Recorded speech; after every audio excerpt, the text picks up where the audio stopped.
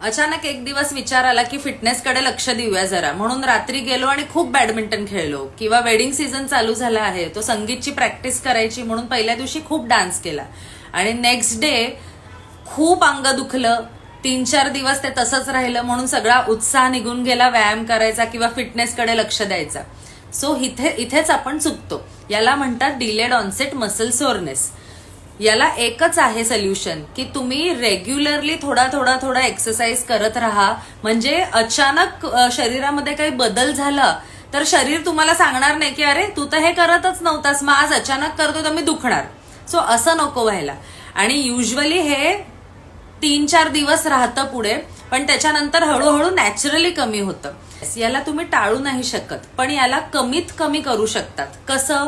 Regularly तुम्ही तुमचे व्यायाम चालू ठेवा, तुमच्या रुटीनमध्ये व्यायाम चालू ठेवा. अचानक एकाच दिवस जर का खूप एक्सरसाइजेस किंवा खूप एखादी वेगळी ऍक्टिव्हिटी केली तर तुमच्या शरीरांमध्ये स्नायूमध्ये पेन होणारच. आणि कुठलेही व्यायाम चालू करायच्या पहिले वॉर्मअप आणि कूल डाऊन एक्सरसाइजेस शिकून घ्या. त्याचा व्हिडिओ पुढच्या भागात.